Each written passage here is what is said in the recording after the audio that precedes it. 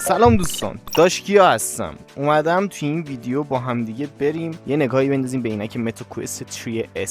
البته دوستان اینو بهتون توضیح بدم که قراره داخل چنل من محتواهای گیمینگ از VR رو گذاشته بشه. حالا میتونه محتوای فان باشه، میتونه گیم پلی باشه، میتونه رول پلی باشه و حالا خیلی چیزای متنوع.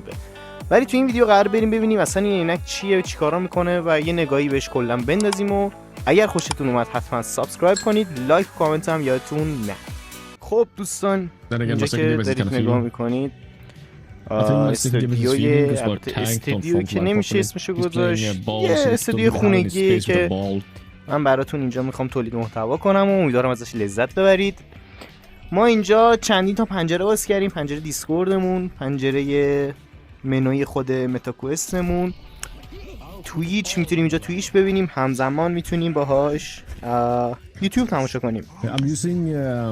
و خب این یه منوی کلی، چیز ویو کلی از عینک متاکوست 3S هست. شما میتونید دوستان مثلا بیاید اینجا سمت یوتیوب، سمت پنجره یوتیوب و محتوایی که میخواین رو سرچ کنید. مثلا ما میزنیم مستر و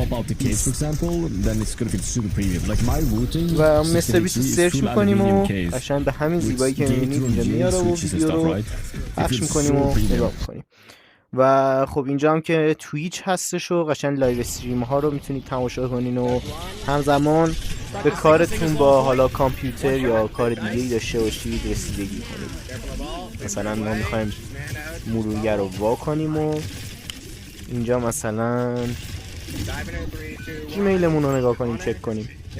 به همین راحتی شما میتونید همزمان هم پنجرهایی که اینجا دارین رو تماشا کنید و هم کارتون رو انجام بدید. و خب برای من سلیقه‌ای البته، ولی برای من یه چیز جذاب هستش. خیلی ها هستن که دوست ندارن ولی خب برای من چیز جذابیه. مثلا میتونید مثلا اینجا مستر بین پخش کنی یا مستر بیست پخش کنی، حالا خیلی چیزای متفاوت دیگه. حالا میخوام بهتون به یه گزینه اشاره کنم. شما از فضای داخل اتاقتون یا حالا استودیو یا جایی که هستید خسته هستین، میتونید با یه حرکت وارد خونه خودتون بشین و شخصیت خودتون رو داشته باشید. و اینم من هستم. البته شما میتونید شخصیتتون رو نسبت به چیزی که دوست دارید انتخاب کنید و من این تیپ استایل رو برای خودم انتخاب کردم. حالا میخوایم بریم فیلم ببینیم تو این فضا. چیکار کنیم؟ میایم در اینجا میشینیم و به این صورت رو صندلیمون میشینیم. البته میتونیم اونجا بشینیم و از این ور نگاه کنیم، ولی من این منظره رو بیشتر دوست دارم و به این صورت ویدیوهامون رو تماشا کنیم. حالا اینجوری اینو میفرستیم عقب و ما این فضا رو داریم برای تماشای یوتیوب یا فیلم سینمایی. یه مانیتور کرو جذاب به این بزرگی میتونیم تماشا کنیم ویدیوهایی که دوست داریم و بریم که وارد دنیای گیم این عینک بشیم. یعنی محتوایی که قراره برای شما تولید بشه. این بسته نشد.